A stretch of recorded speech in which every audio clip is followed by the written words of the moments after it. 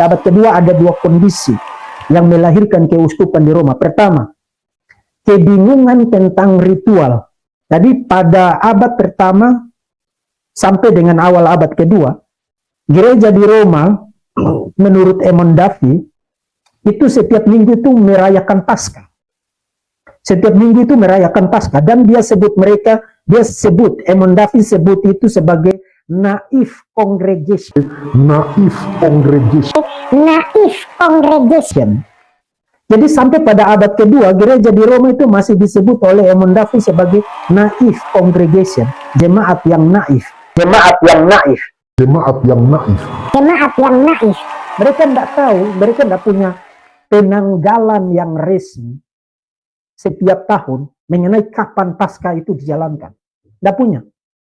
Nah, mereka baru bisa merayakan Paskah itu pada pertengahan abad kedua, khususnya Uskup Aniketus yang memerintah 155 sampai 166 bertemu dengan Polikarpus di Smyrna, uskup di Smyrna, lalu ngasih tahu dia kekristenan merayakan Paskah pada tanggal 14 Nisan setiap tahun, jadi bukan setiap minggu.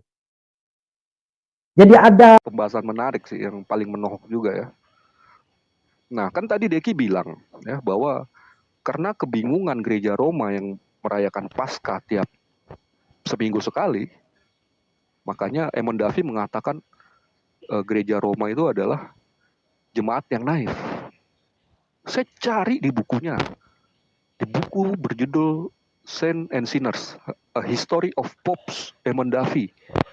Ya, sesuai dengan kata Deki itu ada di halaman 11. Oke, saya cari.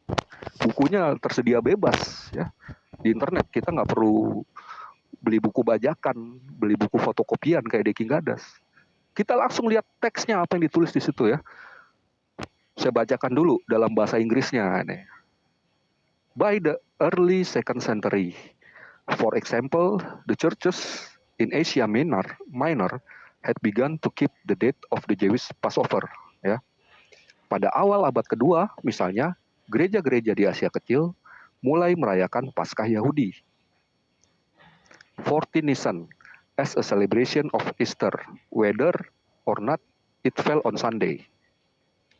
Yaitu tanggal 14 bulan Nisan sebagai perayaan Paskah, terlepas dari apakah tanggal-tanggal tersebut jatuh pada hari Minggu atau tidak. Ya, ini menurut teksnya ya. Nah, those Christian congregation in Rome who came from Asia Minor naturally maintain this regional custom and this mark of them from native congregation. Nah, di sini poinnya. Ya, tadi kan Deki bilang native congregation ya. Saya ulangi dalam bahasa Inggris ya. Those Christian congregation in Rome who came from Asia Minor naturally maintain this regional custom and this mark them off from native congregation. Nah, apa terjemahan bahasa Indonesianya? Tadi Deki bilang Emondavi mengatakan gereja Roma adalah jemaat yang naif atau naif congregation. Teks aslinya nggak bilang seperti itu, Deki. Teks aslinya mengatakan seperti ini. Jemaat Kristen di Roma yang berasal dari Asia Kecil secara alami mempertahankan adat istiadat daerah mereka ya, Asia Kecil. Dan hal ini membedakan mereka dari jemaat-jemaat asli. Jemaat-jemaat asli adalah terjemahan bahasa Indonesia dari native congregation, native Roman congregation. Kenapa Deki bilang Emondavi mengatakan gereja Roma native Roman congregation? Deki Gadas tahu nggak beda arti natif sama naif?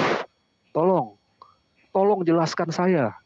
Di kamus bahasa Inggris mana yang mengatakan kata natif itu sama dengan kata naif?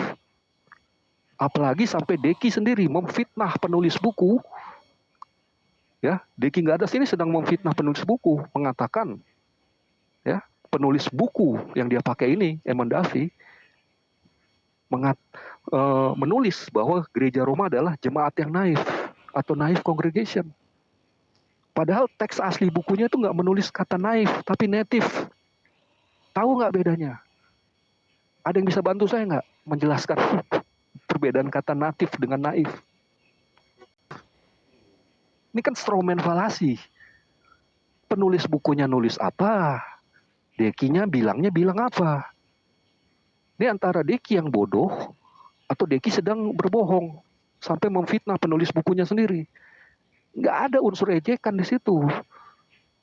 Ya, Eman Davi cuma menjelaskan gereja Roma itu sebagai jemaat-jemaat asli Roma, bukan jemaat-jemaat naif di Roma. Kenapa Deki bacanya jemaat naif? Harusnya natif, jemaat asli.